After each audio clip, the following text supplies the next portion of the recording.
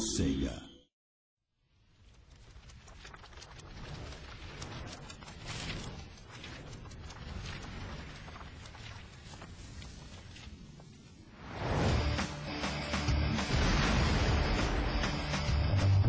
Marvel really has led the way in terms of taking their brands and blowing them out and making them ubiquitous everywhere. Our relationship with Marvel's has been awesome. We've got a lot of people here that are really familiar with the Marvel Universe and actually the Incredible Hulk.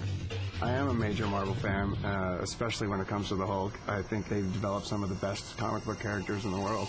Edge Reality, what they bring to it is a real passion of understanding of what the Hulk is, and I think that's something that is really going to be true to the film, too, and I think that's where the connection was for me. It's the fun and playful side, the intense action, the anger. Like, there's a lot of different things that are fun and cool about the Hulk, and I think they understood that, and I think that's something that's, going to go across both the movie and the game.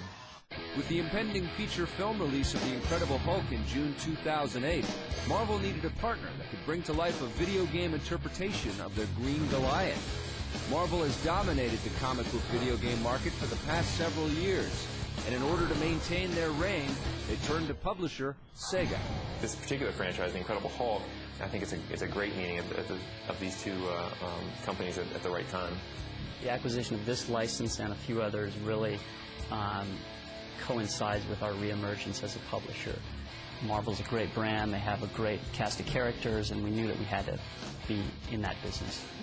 With the strategic publisher in place, the next step was securing a developer that was up to the challenge of creating a game based on the Incredible icon. Edge Reality became a very obvious choice to do the Hulk video game. We looked at 8-10 developers or so, and they had an amazing understanding and passion for the Hulk. Edge Reality has definitely got a history of taking movies and working with the team making the movie and finding out what's the essence of the movie, what's the core there that's going to get people excited about it, what is the movie trying to explore, and then importing that to a game and then exploding it out and letting the player take that theme and explore it in a whole venue of a much larger game.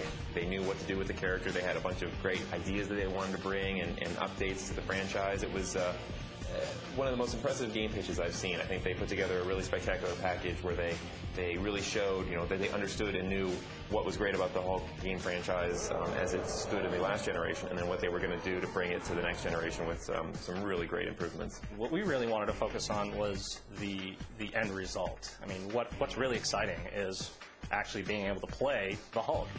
And so we really focused on that aspect of it. With the trifecta in place, Edge of Reality now had to deliver on their promise. They're actually building the engine that they're using from scratch. It's something that they're making themselves. So what they're doing for us is giving us the ability to have a fully interactive Manhattan and making it fully destructible. Not only can you move across vertical spaces like on the ground, you can go up and down, and there's day and night cycles, so it's going to feel like a living, breathing city. Developing a high-profile property is not only exciting for the publisher and developer, but it can also have some unexpected benefits. As a studio, having a high-profile game like this is going to enable us to also attract a lot of high-caliber talent. Just like the roster of characters assembled on the pages of comic books, Marvel and Sega have selected a talented team of video game developers who know what makes the Incredible Hulk tick.